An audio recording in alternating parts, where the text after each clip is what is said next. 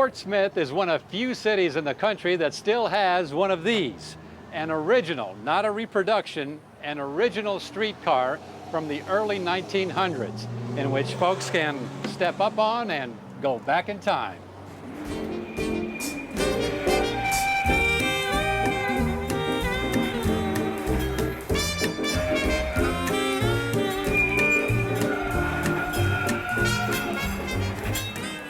Bernie safety car that we're riding on today, and Mr. Bernie started building those in 1918, and he built around 3,000 of them until 1930.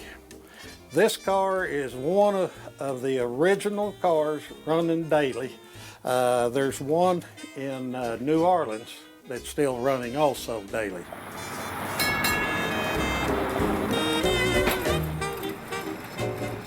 The Bernie safety car was called that because it was designed to stop and open the door in an emergency if the operator could not apply downward pressure on the control handle.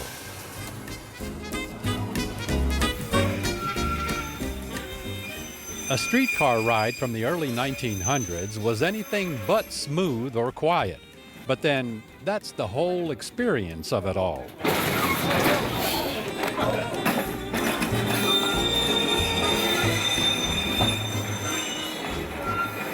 I enjoy it a lot, which I guess this is why I do it.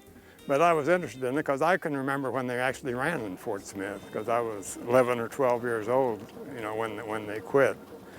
But actually, I get a big kick out of the people that enjoy it. Some of them enjoy it so much, particularly that they even want to do some of the things, like they'll change the trolley poles, even occasionally change the track switch. You know, I even open up and show them that 25 horsepower motor, because it's, you know, probably 6 or 8 times as big as the current one would be. They like doing everything that they could do. I let them do if they will do it and if they want to. Oh, I got it.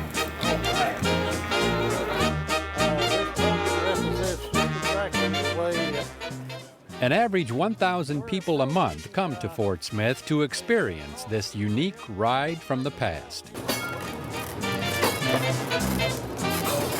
From all over the world, down under, Australia, Europe, you name it. They come to ride the trolley. Japan, China. We just have all kinds of enjoyable people. And it's such a thrill also to hold our local school children. They set up times to come, and they always get a thrill out of riding the trolley. And I always tell them, sit down and hold on, because it's not like your mother's SUV. So this is the way it was in 1926 when this trolley was built. So it's such an enjoyable thing for me.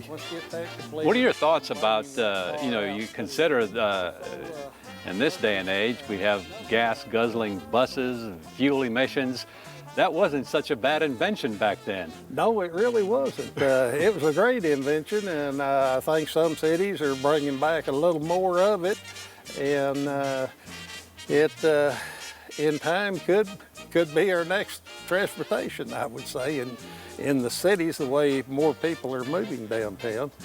So it's something that the younger generation may get to see happen. So, but they sure enjoy riding it. So I do like the idea of no emissions, though. We come along with our diesel buses that replace this, the rubber tire buses. In about 1938, that's when that happened, and so the trolley got less used at the time.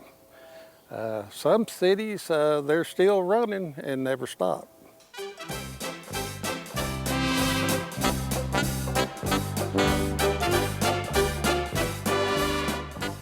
Inside the Fort Smith Trolley Museum is an open-air car that was built in Mexico in 1907. There's also a restored streetcar from Hot Springs, originally built in 1904. We got a shot of the before, and now we see the after. That's, my goodness, that's quite a transformation. It really is. The car was bought in 1904 in Hot Springs, the year they opened up Oaklawn Racetrack, so that the Hot Springs Street Railway could take people to the races, which was out in the country at that time. And it was used up until 1938. After it went out of service, it went over to Glenwood and was kind of a storage building by a barn. And then a fella in Bonnerdale bought it, and we wound up buying it back from him in a greatly deteriorated situation. But anyway, it was built in St. Louis by the St. Louis Car Company. So what exactly was the restoration, basically, I mean, to get it to this, you know, like brand new shape? Well, about 10 years of serious work, and we've actually worked on it longer than that, but the seriousness went for about 10 years. We had, the interior is almost 100% original except for the ceiling and the floor. As far as exposed wood goes, there were 3 car bodies that we were able to get parts out of, so we were able to get a complete set of trim for the interior of the car. A lot of the brass hardware and stuff we had to reproduce from ones that we had, but we were real fortunate that in the early 80s we were able to get a collection of streetcar parts out of the basement of a house in St. Louis, and it happened to be a St. Louis Car Company Waterworks 12, which was the same, had the same hardware this one did, even the seats. We had a few from Hot Springs, and we had a few, then we had a full set from there. The seats that we got in St. Louis, when you set them on the floor, you could see through the holes in the floor where it had been bolted down, so it was the same. We did have to reproduce the original cushions that went in it because the original ones, well, we didn't have them in the St. Louis ones, the seats were a little bit longer, so we just had to modify that. And I understand the only other car like that is in the Smithsonian. Well, the Smithsonian has, there's other museums that have all wood bodied cars, but there are no other Arkansas cars that have been restored. And the Smithsonian has one very similar to that. It's, as far as looks on the outside, but it's a single truck car, and we actually used pictures and measurements off of that car to make the little brass hardware that goes on the step. So you actually had to go to the Smithsonian to get measurements to work to make this happen. Right, and then we made a mahogany pattern for the flat part that goes out and hooks onto the roof, and then the round part we had turned on a CNC lathe, and we silver soldered them together and polished them. But they're just like the original ones. The neat thing about all of this is that it's not just a streetcar ride. The motormen also provide quite an interesting history lesson. Yes, we do. We'll make a few stops along the route, and from one end to the other, we run, we have the Bass Reeves monument at the end of our Garrison Avenue at the bridge, and he's up front of the park there, and he the first African-American U.S. Marshal.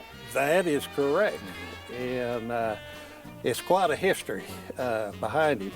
And what's so amazing to me about Bass Reeves is that the fact that he lived to be 71 years of age and died of natural causes. To be a lawman in the bringing in the undesirables of in the Indian Territory, it just amazes me that took place. But we also then come along and show them the gallows, Judge Isaac Parker's courtroom. We have a good view from our car, and we make a stop at our Trolley Museum. We have a mural there telling the history of the streetcar in Fort Smith. And it started out in 1883 and was first drawn by mules because of no electricity. And then by 1895 we had electricity, and we had the electric cars come along too. So we was able to progress on that. And also we travel on up to the entrance of the U.S. National Cemetery. And it's absolutely a beautiful sight. And I'd recommend if you're ever in this area or you want to make a day trip, I would do it. It's worth your time. And that it is.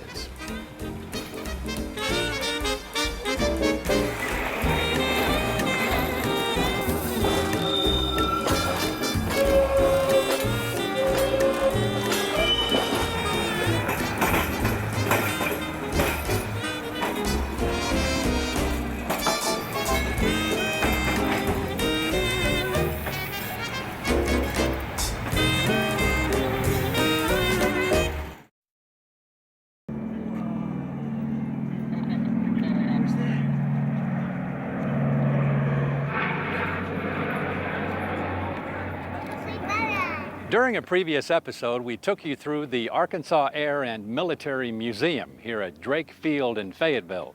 Well, today we just had to come back out and tell you all about the arrival of Fifi, a World War II B-29 super fortress.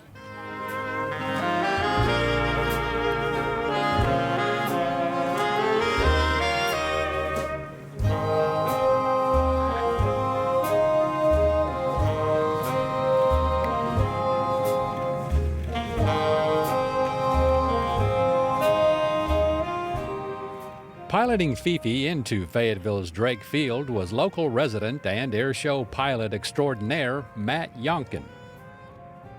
I still fly air shows for a living, and I see airplanes like this at a lot of the shows that I go to, but I've always had a warm spot for World War II aviation and anything to do with the theater in general. And I've met and befriended a lot of the people that actually keep these airplanes going. They volunteer. It's an all-volunteer organization, and they invited me to be a part of the flight crew, and it's a privilege I can't put into words.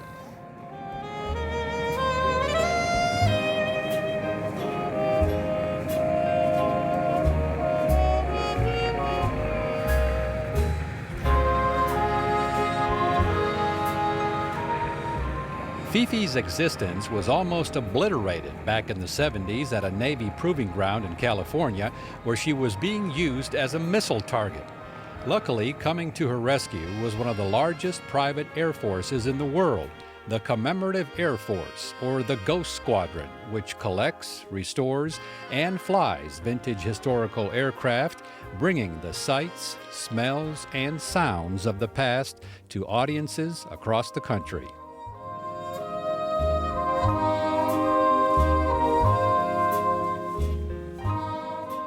It's a piece of history.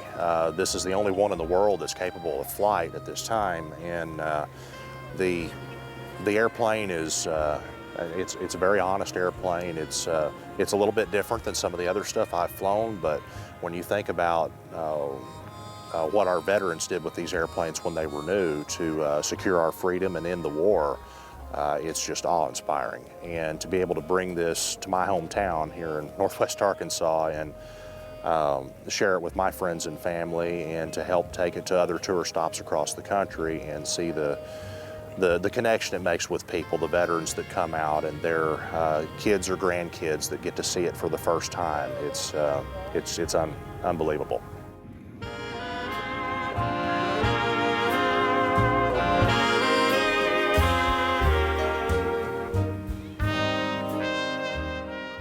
It was the most complex, complicated piece of machinery anywhere in the world. The weapons, all of the guns were remote controlled with a computer system that had different channels in it that would select which firing site would actually control which turret and prioritize targets. It was designed to be an improvement over the Boeing B-17, which was a pre-war design that was kind of the backbone of the U.S. 8th Air Force over Europe during World War II. I'm sure you've heard of the Memphis Belle and the stories that go along with that. This airplane was designed as a replacement for that aircraft.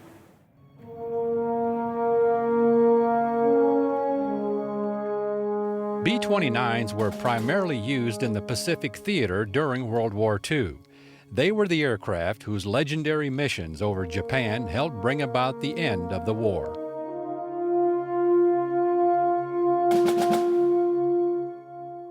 Yes, they were in the South Pacific and temperatures in the mid-90s with relative humidity about the same, and there would have been 10 to 11 crew members in this airplane, I'm sure sweating because there is no air conditioning, and they would probably sit for 30 minutes to 45 minutes to an hour while they were taxiing out. If you can imagine 500 of these taxiing out for a raid on Tokyo. What are we seeing over here, this tunnel? That's the way to get, I guess, from the front to the back. Exactly. There were only 3 pressurized compartments in the airplane, and this was one of the first pressurized bombers. So the front part of the airplane was pressurized, as was the midsection and the tail gun. So this particular tunnel, since the bomb bays down here are not pressurized, this was how they got from the front to the back, and it's also a part of the pressurization system. The compressed air off the engines come through this tunnel and pressurize the front, midsection, and the back. And to get from the front to the back, you crawl on your hands and knees about 30 feet. Tell us what the old radios here and the navigation here. Tell us a little bit about this. Okay, well, here in the cockpit, we're in the aft part of it. There would have been 6 people working up here. So it looks quite roomy, but with 6 people up here and some other equipment in here, it wouldn't have been. But on aircraft right here, you see the high-frequency radios that they would have communicated with. They are original, exactly as they would have been in 1944 and 45. They have been restored for us, and they work. On aircraft left over here, this would have been the navigator's table. And imagine with very few instruments navigating 2,500 miles of nothing but ocean and finding the island of Japan, and then coming back and finding a dot in the Pacific Ocean where they had to land. So they were a very, very important member of the crew. The other members up here would be the flight engineer, the bombardier, the pilot, and the co-pilot. So that would have been the 6 people up here. Now during flight, the bombardier would have sat right up here at the very front. And you talk about a bird's eye view. Wow. It's a once-in-a-lifetime experience to be able to sit up there and look through that greenhouse, look down at the ground through the Norden bomb site that was top secret during the war when this airplane was manufactured. And just imagine what it would have been like to go into combat.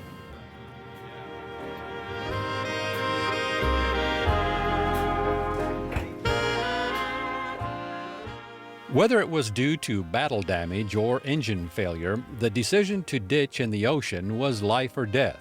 Many B-29 crews were never recovered due to the sheer vastness of the Pacific. The B-29 legacy, of course, will forever be known as the aircraft that dropped the world's first atomic bomb and brought World War II to a close.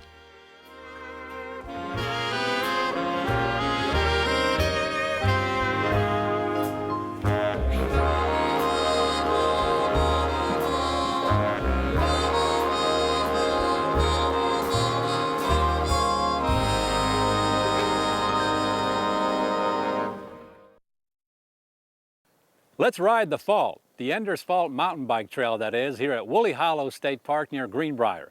This trail offers rolling foothills, a hardwood forest, and of course, the natural beauty of the Ozarks.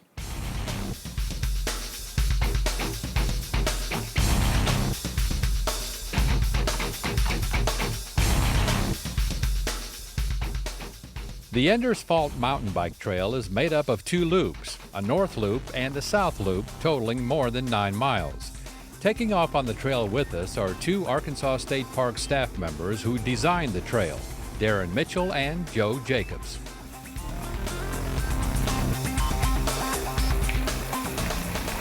The idea was to put in a trail that was usable for just about anybody. A beginner could come out here and ride and have a good time. There's 2 loops, so you can do a shorter piece if you'd like.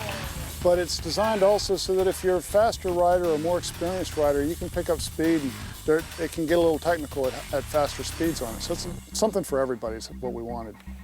What do you like about it in particular? I like the flow.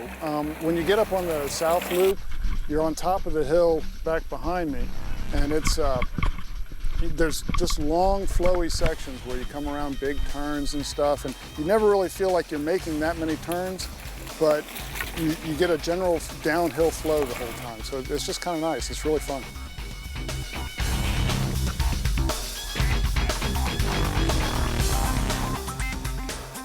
New innovative techniques were used in the construction of the trail.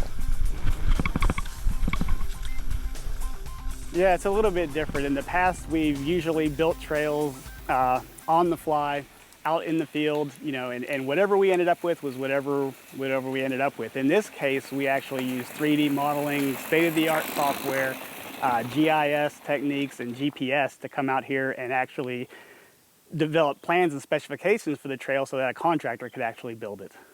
So what do you like about it personally? I like a lot of the things that Joe likes. I like the flow. I like the differences between one side, the north loop and the south loop. The difference of the different woods that you go through. It's like there's 4 major sections to this trail that I think of. So the diversity of the nature that you pass through. Now, the environmental concerns also, you have to pay close attention as to the water runoff and all that. Yeah, part of our design is to keep the water from accumulating on the trail and running down the trail. After a while, you end up with a creek instead of a trail if you don't deflect that water. So a lot of the planning, a lot of the 3D modeling was to keep that water off of the trail.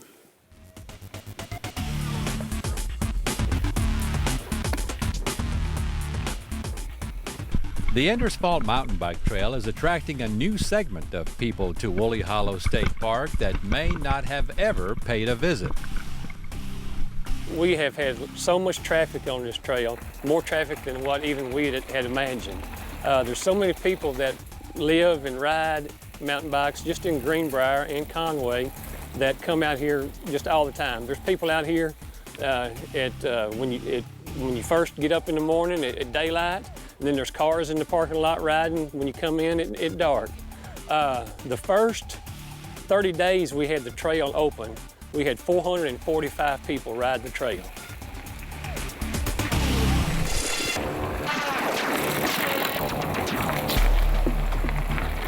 The Enders Fault Trail does take its name from the area's active seismic fault line.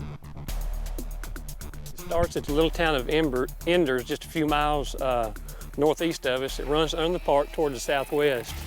And that's where the name Enders Fault Mountain Bike Trail comes from. Several years ago, we had a series of earthquakes in the park, with the biggest one being a 4.7 earthquake in 2011. And our design on our t-shirt has the actual seismograph reading on the t-shirt. Having a range from beginner to intermediate, this trail is perfect for a family-type outing.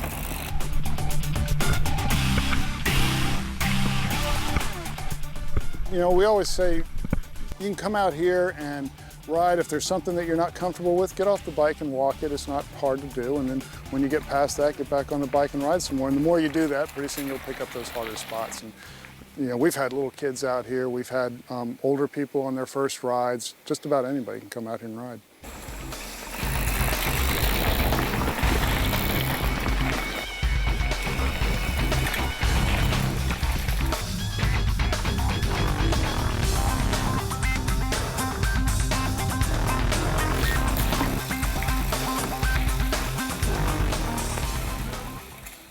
So if you're a mountain biking enthusiast, we urge you to try out the Enders Fault Mountain Bike Trail at Woolly Hollow State Park near Greenbrier.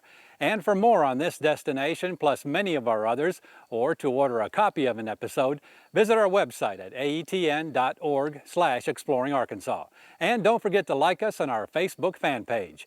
And we'll see you again the next time for another exciting adventure on Exploring Arkansas.